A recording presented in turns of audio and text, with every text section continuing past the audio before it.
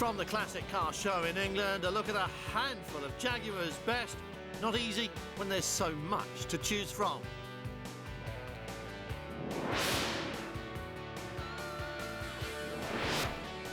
And from another classic show, this time the Palace of Hetlo in Holland, it's classic Ferraris.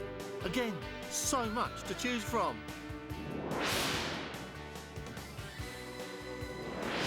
Finally, a car show of a different kind. In fact, these are cars of a different kind. You can build them yourself if you're clever enough.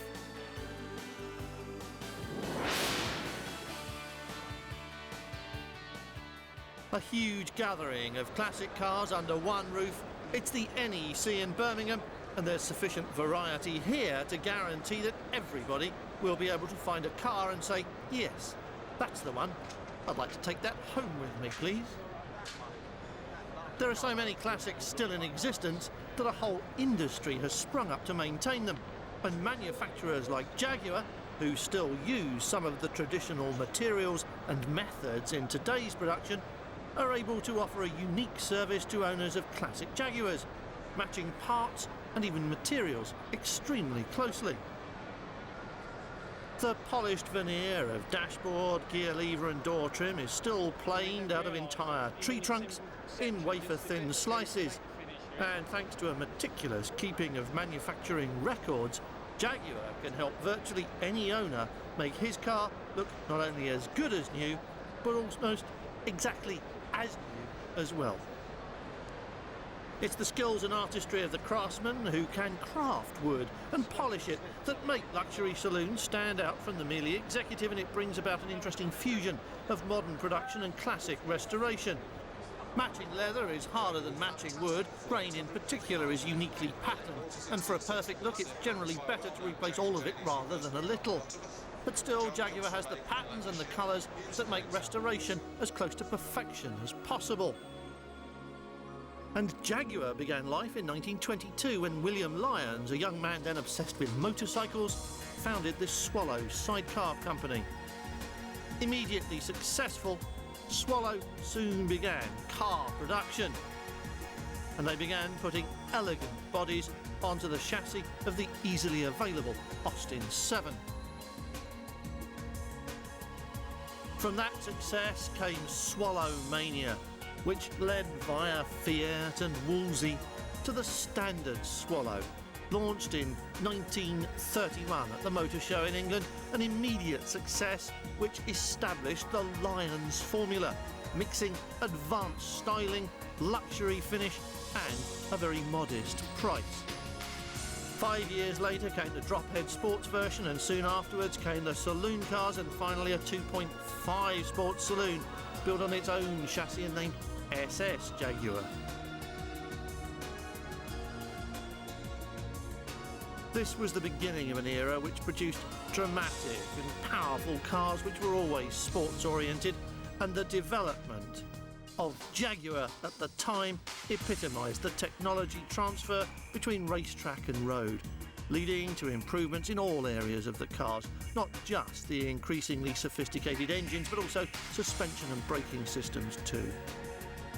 Racetrack success led directly to showroom success, and buyers flocked to the Jaguar badge, ranking it alongside and sometimes above famous names including Aston Martin and Bentley.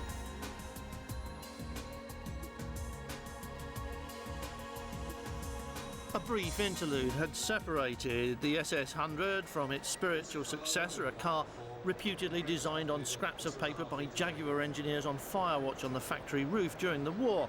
And on top of an engine and chassis designed by a group of now legendary engineers, Lyons drew what was arguably his best ever work, a shape destined to become an icon and lay the foundation for a generation of cars which captured imaginations all over the world.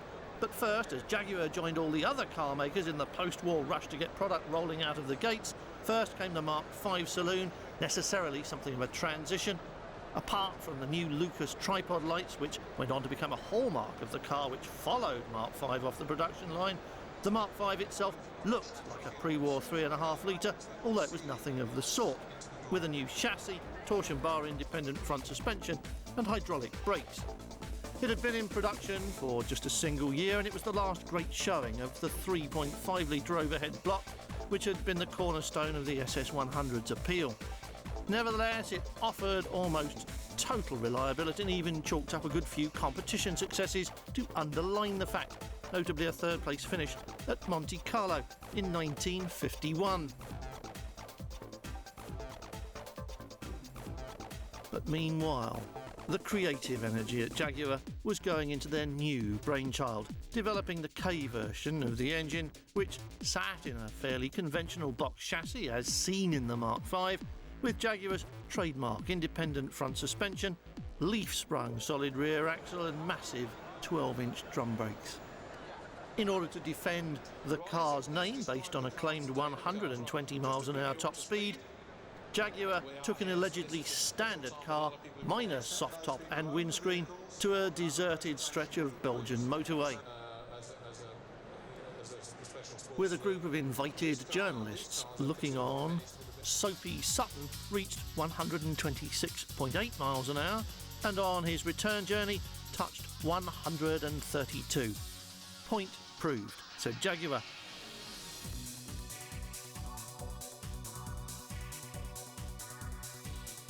In order to prove the new car's reliability, Jaguar turned to the traditional standby of all manufacturers, racetrack competition, and in 1949 finished first and second in the one-hour production car race at Silverstone. That success was only a beginning, and the XKs took Jaguar into what many fans still hold dear as a golden age, a period when racetrack success was mixed with sales success and, perhaps most importantly, design and engineering success as well. The truth is that these were basically very good cars, as Ian Appleyard proved with a victory in the Alpine Rally that year. The next year saw the XKs take another 1-2 finish at Silverstone, and to ice the cake in perfect style, another Alpine Cup win was followed in 1952 by a 7-day marathon on the banked circuit at Molleret in France, a non-stop drive of more than 17,000 miles that ended with Jaguar claiming 7 international and world records. Confronted with overwhelming success, Jaguar produced a refinement in the shape of the XK140, up from 160 to 190 horsepower and fitted with rack and pinion steering as the production line drew on racetrack lessons to improve the breed. And the range was improved as well, an elegant coupe version joining the convertible in the showrooms, arguably the prettiest Jaguar yet. And to match their classic sports car, Jaguar now added the classic sports saloon. An elegant four-door that drew heavily on the XK for its inspiration and engineering, and reflected the continuing development work on the overhead cam engine, which had owed so much to the genius of Harry Westlake and had even, in 1949, been considered a risky introduction, because, claimed critics, it was too complex for the average garage mechanic, and owners might find servicing a problem, never mind getting it repaired. It was a risk. Jaguar knew that and took it willingly. Any flaw in the engineering could have meant complete failure for the car and disaster for Jaguar, but there was none, and the XK was an instant success. Far from being over-complex, the engine was underdeveloped, and as the saloon sales flourished, there were increasingly powerful engines. And for the 3.8-litre model, yet more competition success, with wins on the Alpine Rally, the Tour de France and the RAC Rally. 50 years later, these cars are still running perfectly, as fans of the late lamented Inspector Morse will surely know. And these two, with 250 horsepower and disc brakes, the new 464 S-Type provided a continuing basis for solid sales success. But this was the car that made the headline news in the 60s, the car that became an icon for a new generation, a perfect complement to the hip little minis clattering around Carnaby Street. The E-Type arrived on the world stage at precisely the right moment, a car so perfectly in tune with the brash optimism of the pop culture, it might have been designed by Mary Quant. If you needed any proof of just how right the E-Type was for its time, then that proof came in its inability to outlive the period. Later metamorphosis into an opulent V12 coupe 10 years after the first car was unveiled in Geneva still wasn't enough to save the E-Type from extinction, and production ended 3 years later in 1974. In fairness, the shape was already 10 years old when it had been launched in 1961, having been drawn directly from the lines of the C-Type racers, wind tunnel streamlined by Malcolm Sayers. That made the E-Type a landmark car for Jaguar. It was the first car not to have been styled exclusively by William Lyons since the company was founded, and it was the last Jaguar to make the crossover from racetrack to the road in such a direct fashion. And as the engine continued to benefit from development, the E-Type unsurprisingly made the trip back to the racetrack and fulfilled the promise of the E1 and E2 prototypes on which the E-Type was based. The E-Type incorporated lots more racetrack lessons learned at Le Mans with C&D, the aerodynamic shape being only part of the story. This was the first Jaguar to use independent rear suspension as well as at the front, and the degree of road holding it afforded, in combination with ride comfort, went on to become a mainstay of Jaguar's luxury saloons. But for privateer racers like Briggs Cunningham, it was a perfect tool for races like Le Mans. And Jaguar racing effort concentrated on sports cars long after the E-Type had gone from the production line. Arguably, though, the line can be traced all the way from the post-war Le Mans cars to the purebred Group C racers to the World Championships and the Le Mans victories of the 80s as well. Today, these road-going E-Types are good-looking classics that provide a direct hands-on link to a unique strand of motoring heritage. Which, as you may have guessed, is probably just another way of saying that they're not cheap. But on the other hand, not much here comes under that general heading. Though things like Triumph Heralds may be found relatively cheaply and may well increase in value, any car with a character, and like race cars for example, a little bit of history, is bound to come with a serious price tag. And after that, classic car restoration is either a do-it-yourself job or it's a rich man's hobby, and we really don't qualify on either count.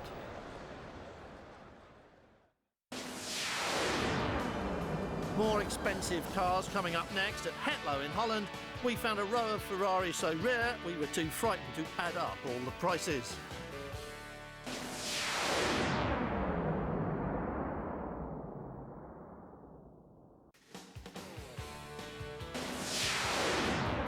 Classic Ferraris may not appeal to everyone, but they'll do something for most of us, and we have some neat little kit cars to show you as well. Ferrari first, of course, and for that we go to the Palace of Hetlo in Holland. The annual gathering of classic cars here is well worth a visit, and let's prove the point with this brief collection of Ferraris, a line of cars that were only a sidebar to the main event. There were this many Ferraris on a weekend dedicated to Mercedes, although the prancing horse will headline at the event next time around in October. While collectors and fans rave over the delights of the 250 GTO, Ferrari made a whole string of absolutely gorgeous road cars that were, to some eyes, for which read mine, far better looking than the nose-heavy GTO.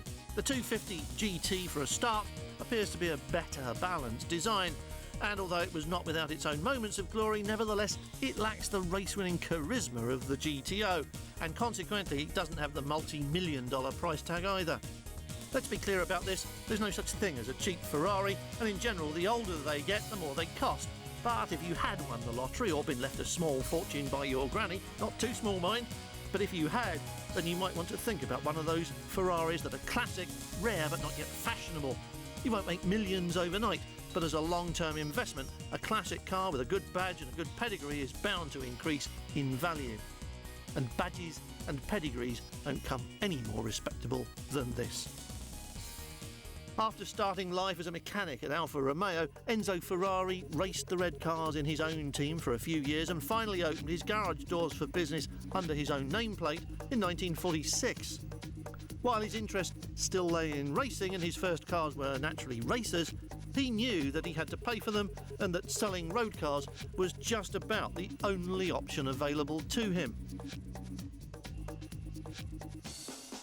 And so there was born not just a legend, but a whole stream of elegantly pretty cars which were typically graceful and also powerful and handled like no other car of the time. The simplicity of this 1948 Superleggera, the Superlight, must have been the envy of contemporary designers and perhaps also of current ones too, just as the engine must have been the delight of contemporary engineers. Right from the start, Ferrari became the byword for engineering genius mixed with design flair, and this car really does show you why. In an era when the current designer buzzword is minimal, here's a car that was as minimal as it gets without any real effort. It just came naturally. Of course, it didn't stay that way, and as the times moved on, so did Ferrari. The pretty sports coupes were attracting a great deal of attention in America, a land currently without anything to equal the nimble European sports cars. But in this huge and demanding marketplace, Ferrari was up against Porsche and Jaguar especially, Aston Martin and even MG. All of those makers, with the exception of Porsche, upscaled their cars and added the features which were thought of as luxuries in Europe, but which America considered necessary. Jaguar's XK150 was bigger and heavier than its predecessors, so too the MG TF, and so on. In the long term, it was clearly a self-defeating policy, but Ferrari continued to design cars specifically for the American market.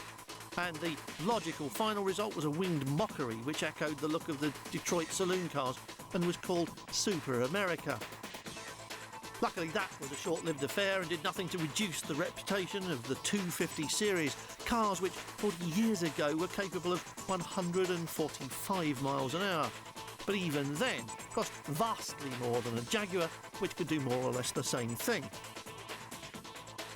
But the Jaguars were volume-built sports cars from Coventry, which could easily be sold for less than $3,000, while these were handmade in Maranello, beaten from aluminium sheets into elegant, complex curves. And they don't get very much more elegant than this. You're looking at the end of an era, though, as the soft curves were slowly being replaced by the flatter and straighter lines of the 70s and 80s especially. And perhaps that's why these are the real collectibles in the Ferrari stable. That long nose up front conceals another Ferrari engineering masterpiece, but desirable as it was increasingly felt to be in the wrong place. Lamborghini had rewritten the rulebook with the Miura, and from 1965 onwards, nothing would ever be the same again, or at least it shouldn't have been. But no one mentioned the fact to Il Commendatore, or if they did, he didn't care. And the front-engine GT car remains a feature of the Ferrari range 36 years later.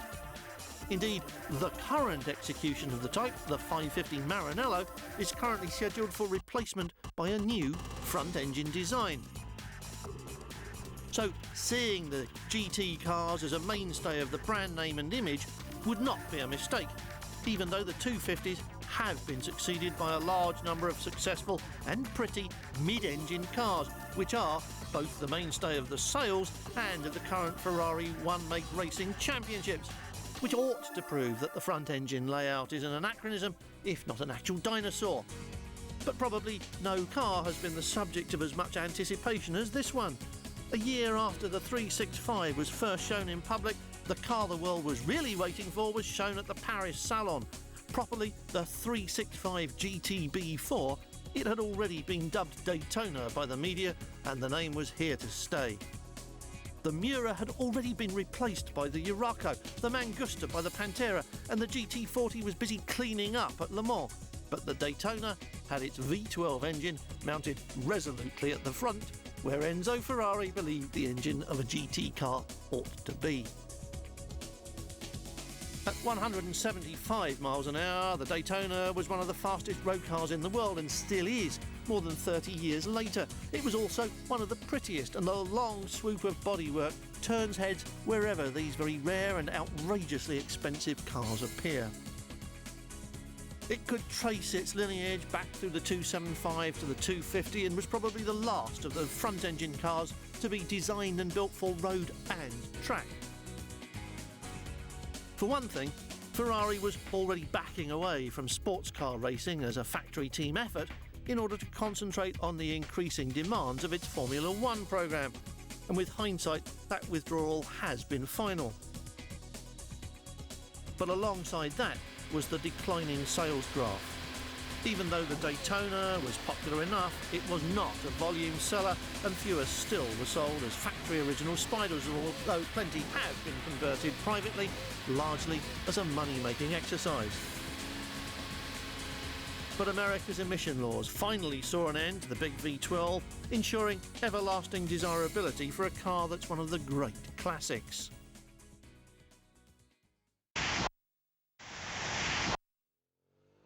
After we spent 20 minutes looking at some of the prettiest cars in the world and have known all along that we couldn't afford a single wheel, never mind a whole car, most of us either go back to drink or we end up here, looking at some of the prettiest cars in the world and knowing that affording them isn't the hard part. It's building them that's difficult. To be fair, some of them are not too difficult, which is a bit like saying that smaller mountains are easier to climb than Everest, but still. It is nevertheless possible for someone competent and conscientious to build something like this in less than 200 hours, starting from scratch. Well, no, not really from scratch. In the case of the Bantam Spider, you start from a scratched Skoda Estelle, the rear engine kind. You throw away all the old stuff you don't need, which is pretty much everything except chassis, floor pan, running gear and engine, and you bolt on the bits that are supplied by the manufacturer. Bingo. Brand newish car. If you don't fancy that, then you could choose to recreate the feeling of an era rather than an individual car or a model. There are many choices in this area, offering you the look of the 30s on a more modern base. In theory, this is the easy way of doing it. You can ask YKC for a complete kit, which includes all the original body parts, lights and so on you'll need for the new look, plus all the robbed parts from the donor car, most probably a Ford Sierra. But, and here's the good bit, all those parts are clean and reconditioned and modified to fit where necessary. Shortening and balancing a prop shaft, for example, can be easy if you let someone else do the work, and you still end up with a hand-built car that looks like it costs far more than you actually spent, and which you can legitimately claim to have built all by yourself. The other choice is a build-it-yourself kit car that owes nothing to anyone save its designer, giving you a good-looking and rare car for much less than the price of, well, perhaps even a Toyota Celica. A good place to start would be with someone like GTM, a long-established company with a good reputation and a car designed by kit car guru Richard Oakes. That would bring you here to the GTM Libra, a pretty-looking car that's built around a composite tub built by GTM and featuring a wealth of purpose-designed and built components that give it a very serious quality. Unequal wishbone front suspension was designed and built for this car, and the rear suspension that transfers shock absorber loads to the rear face of the tub is a typically elegant piece of engineering. But the real thoroughness has been in the manufacture of even small items like catches and locks, making specific parts rather than compromise the overall design. Just like any other car really, except you build this one yourself. And with a K-Series Rover engine at the back, you know it's got power and economy too, and incredibly, enough space in a small two-seater for a set of golf clubs, which is more than you can say for either of these two. But sometimes you've just got to make sacrifices.